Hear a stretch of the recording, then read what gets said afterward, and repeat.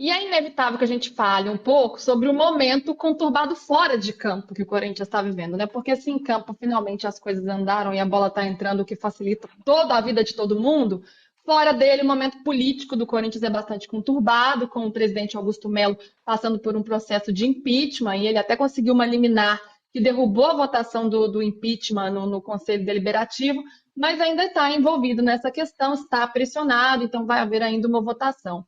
Ô, Bodão, você acha que isso acaba influenciando dentro de campo? Acho que as coisas estão separadas aí, né? Mas a gente viu a torcida organizada prestar apoio ao presidente. Os jogadores chegaram a se manifestar de alguma forma a favor dele, ainda que tenha sido por iniciativa dos próprios atletas ou a pedido da diretoria, isso não ficou tão claro, mas fato é que os jogadores se manifestaram.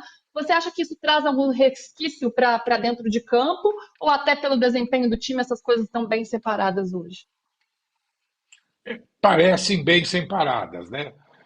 Houve uma competência no Corinthians, nessa desastrosa gestão do Augusto Melo, houve uma competência que foi em reformular o time no meio do campeonato. Na última janela, o Corinthians conseguiu armar um elenco forte, por isso que está nessa situação. Essa competência de contratar, que o Soldado fez, esse trabalho de descobrir jogadores que estavam fora do olho do mercado de maneira geral, foi um belo trabalho.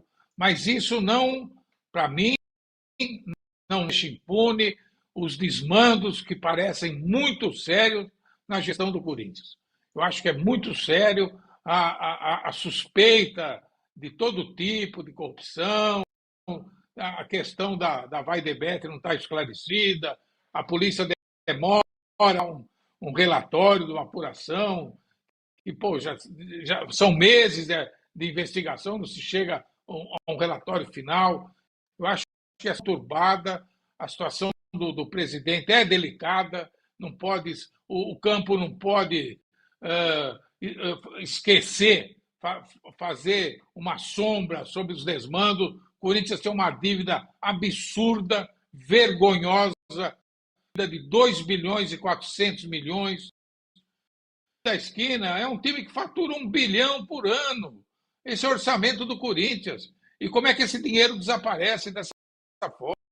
Não estamos falando só dessa diretoria, não, das últimas também, que a situação, a crise financeira vem se avolumando. Então, eu acho que o futebol não pode empanar, não pode escurecer, não pode deixar de lado a crise econômica, que é seríssima. Você vê uma coisa aí impressionante da torcida participando, para pagar a dívida do estádio. Isso é bonito do lado do torcedor, mas é muito feio para quem administra um clube. É muito feio para quem não paga ninguém, para quem vive um clube caloteiro. E como vai ser o ano que vem essa gestão? Tem muita dívida de jogador que vai estourar na FIFA, que vai complicar a gestão. Então, o futebol está lindo, elogiamos o futebol, mas fora de campo, para mim, está um horror. Tem uma O série Bodão. de problemas extracampo. Diga, Yara. Não, eu ia contar uma historinha de que, assim, por ir muito a jogos, né, e acabar tendo identidade com a torcida, a gente acaba que recebe, né, mensagens dos torcedores que desabafam, que querem se sentir um pouco, né, entender o que está acontecendo dentro do clube. E, assim, o que a gente sabe é que, assim, não é que as pessoas odeiam o Augusto e têm ranço do que ele faz, mas eu acho que o torcedor corintiano ainda não se sentiu abraçado de fato por ele. Esses dias eu até recebi uma história de que contava, que é até uma reportagem que a gente quer apurar aí mais pra frente pro UOL, já dando um spoiler, é que no jogo da Argentina, né, o patrimônio, que para o time de futebol é o que se tem mais né, de suma importância dentro de uma organizada, teria ficado preso na Argentina e o Augusto não teria feito muita graça para recuperar esse patrimônio. E aí teria sido o André Sanches quem fez todo o trabalho nos bastidores de consulado para ter essa recuperação. Inclusive, teria sido o Andrés que mandou e emitiu as passagens, né, para que os representantes das organizadas fossem lá buscar o patrimônio. Então, assim, são conversas de bastidores que a gente vê que existe ainda um gap, tem um espaço que ainda falta, que o Augusto não conseguiu preencher de identidade com a própria torcida corintiana. Né? Que a gente vê que tem sim uma parte que apoia, que não é aquela coisa sai fora, mas ao mesmo tempo eu não vejo uma manifestação de carinho para que ele fique, que honre o trabalho. Eu acho que tem essa divisão porque ele não foi esse cara ainda tão carismático, ou talvez que trabalhasse tão em prol da torcida como o corintiano esperava. E o torcedor corintiano é uma das torcidas mais apaixonadas e que o povo rege no Brasil. Eu falo que eu faço um vídeo de bastidores de qualquer jogo importante do Brasil, não é igual um bastidor de vitória do Corinthians, que seja a mínima vitória do Corinthians. O torcedor, ele apoia, ele tá presente, ele comenta, ele quer saber, ele quer entender o que aconteceu. Então, assim, o torcedor corintiano não deixa passar batido. Então, eu acho que o presidente, ele precisa honrar acordos, promessas, e tá ali para ser um alicerce do torcedor quando o torcedor precisa. De passar uma confiança, né, do que está sendo feito. Me parece esse um problema não só da atual diretoria, mas de várias diretorias passadas aí também, que colocaram o Corinthians de fato no descrédito, né, nesse cenário de dívidas, nas páginas policiais. Então é lamentável que isso aconteça, apesar da força que o Corinthians tem, e agora fiel à torcida que está se juntando para tentar tirar o time de uma situação muito ruim. Então isso chama muita atenção. O Roger Gruber fala aqui que o clube se afundou financeiramente. O José Gilmar não confia no Augusto, mas confio menos ainda na outra chapa dominante. Então, está vendo uma descrença que o torcedor corintiano tem, a ponto de a torcida se organizar. De fato, a torcida organizada se organizou literalmente para tentar organizar melhor a situação, né? Enfim, antes da gente ir para o próximo break, eu queria falar agora um pouco sobre o Bahia, porque afinal é um time que está na briga ali junto com o Corinthians por essa vaga na pré-Libertadores, apesar da derrota de hoje, ainda está ali na briga, inclusive à frente do Cruzeiro, dirigido pelo Rogério Ceni, que vinha numa expectativa muito grande, mas que vem num momento de baixa, né, Bodão, com o técnico sendo muito pressionado, criticado, até teve uma vitória na última rodada que deu uma luz ali para o Bahia, mas que vem num momento difícil, com muitas dificuldades para fazer gols, né, e para passar por uma fase mais tranquila aí nessa reta final de Campeonato Brasileiro. O Bahia decepciona, né? Esperava-se muito mais pela estrutura que o Bahia montou, pela força da sua torcida, um elenco que começou a mostrar qualidade, mas o Bahia começou a cair. Era para estar ali, brigando com o São Paulo, no mínimo, né? A esperança do começo era que o Bahia fosse mais além, mas é uma decepção. É uma decepção, mas já é um caminho, já é um meio caminho para pensar no futuro.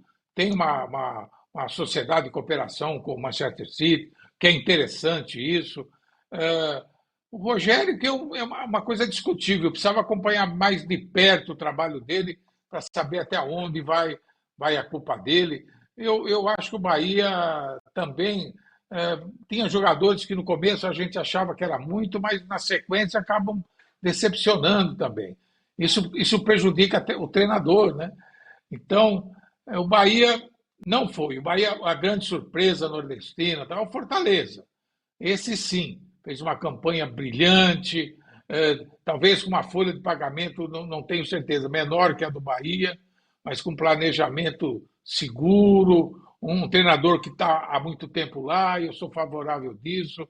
O Bahia talvez prometa um ano de lição para crescer no futuro, e tem condições, porque hoje tem uma organização, tem uma torcida fabulosa, é uma grande paixão, então o Bahia merece mais. Pois é, e veio com essa expectativa justamente por ter esse investimento do Grupo City, né? Ter trazido jogadores importantes, como o Lúcio, que foi a maior contratação não só do clube, mas do futebol nordestino. Então tem toda essa estrutura por trás. Para você, Yara, quanto da queda do Bahia dá para pôr na conta do Ceni, que chegou a ser muito pressionado nessa reta final? Talvez eu te interrompa no meio para a gente ir para o intervalo, hein? Mas vai falando, só vou dar meu sinalzinho aqui, ó. Se eu Você levanta o começar a dedinho fazer aí essa que a gente dancinha aqui, corta. você me devolve.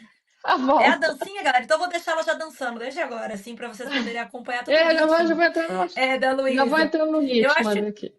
Ó, eu gosto muito do Luxo, acho que é um jogador fundamental, acho que o Arias também traz boas oportunidades para a equipe. Acredito que assim, é folha de pagamento, é investimento. Eu, particularmente, não sou uma fã do trabalho do Rogério Ceni, não acho que ele é um grande treinador. Acho que assim, ainda é um trabalho que ele está assimilando, assumiu grandes times logo de cara.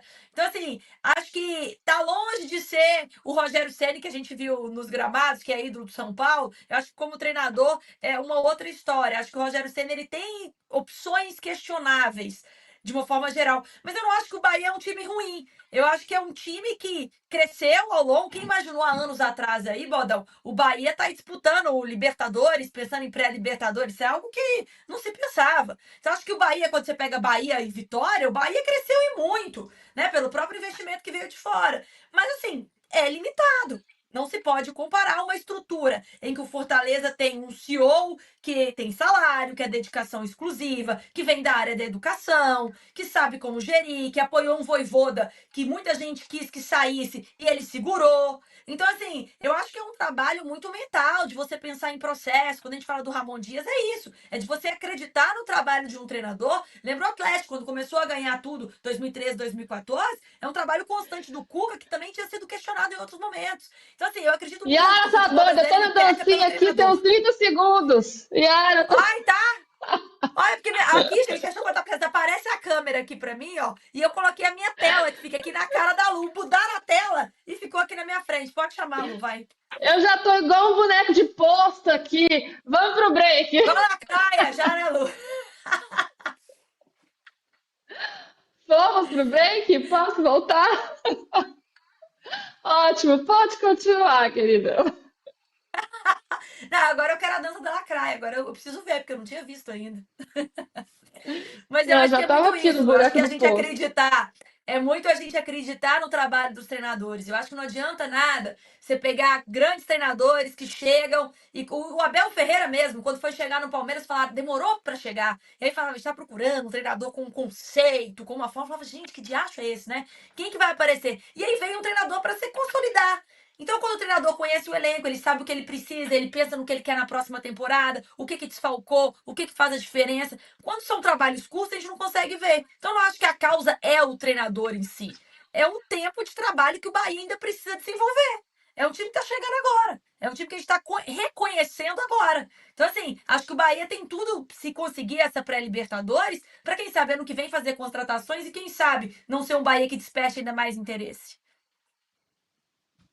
Pois é, e que é um grande feito, né? Ir para Libertadores, a gente não pode desmerecer, poxa, é o objetivo, por mais que você tenha mais vagas agora e que boa parte do campeonato vá direto para Libertadores, é um grande objetivo na temporada é chegar lá, né? Então é um trabalho ainda iniciando, por mais que a gente cobre muito do Rogério, eu concordo com vocês, assim, né?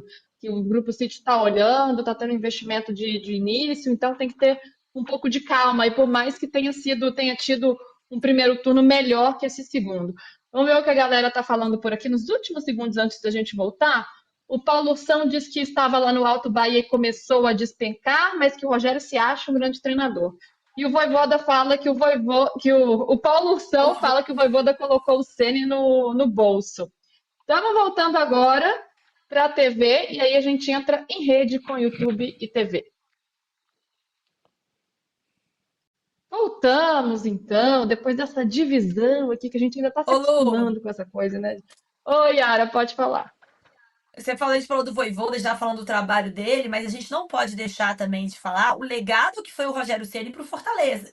O Rogério Ceni ele não consegue usufruir das mudanças que ele pediu, né, e que ele fez acontecer dentro do Fortaleza. Mas assim, toda a reforma do CT, a estrutura, tudo foi pensado e montado. Então, quando a gente fala do próprio Fortaleza, existe um Fortaleza antes do Rogério Ceni e um Fortaleza pós Rogério Ceni. Então, assim, vamos fazer jus também e dar mérito ao treinador, porque o Rogério Ceni é importantíssimo na história e na evolução do Fortaleza. É verdade, bem lembrado que o Rogério, né, teve essa passagem importante pelo Fortaleza, passou por esse processo de reestruturação do clube.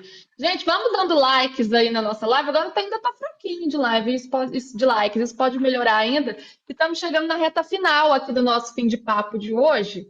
Então já quero fazer prognósticos para amanhã, né? Porque afinal Temos uma reta final de Campeonato Brasileiro agitadíssima, com briga lá embaixo, briga no meio, briga lá em cima. E amanhã o Botafogo pode se consagrar como campeão brasileiro numa semana assim que para o botafoguense, meu Deus do céu, campeão da Libertadores e do Brasileirão na mesma semana é muita emoção. Amanhã nós temos Inter e Botafogo 9h30 da noite e tem também Cruzeiro e Palmeiras 9h30 da noite. Tem outros jogos também, Criciúma e Flamengo às 8h, Fluminense brigando lá embaixo também contra o Cuiabá mais cedo, tem Atlético Paranaense e Bragantino. Mas, Bodão, eu queria saber de você amanhã, porque o Botafogo ele tem um jogo difícil contra o Inter, que é o melhor time do segundo turno, né? Que o Roger faz um belíssimo trabalho à frente do Inter, apesar da derrota para o Flamengo na última rodada, enquanto o Palmeiras pega o Cruzeiro fora de casa, um Cruzeiro que ainda oscila muito nesse Campeonato Brasileiro. O Botafogo, primeiro, vai ser o campeão e vai ser o campeão amanhã, será? O que você acha? Olha, futebol tem para chegar lá e fazer uma grande exibição, ganhar do Inter e ser o grande vencedor do ano. Agora, vai enfrentar um adversário dificílimo, que vem em ascensão, mas bola por bola, eu sou mais o Botafogo ainda. Tem um aspecto que costuma influenciar, que quando você sai de uma grande decisão, a cabeça, você voltar toda a cabeça para disputar uma nova decisão, é complicado. Eu lembro de alguns jogos do Brasil, de ser campeão do mundo, chegava aqui com uma grande euforia, fazer um jogo da festa, do título. Isso desde 70 acontecia. Você vai fazer um jogo de exibição, o time não joga mais nada daqui.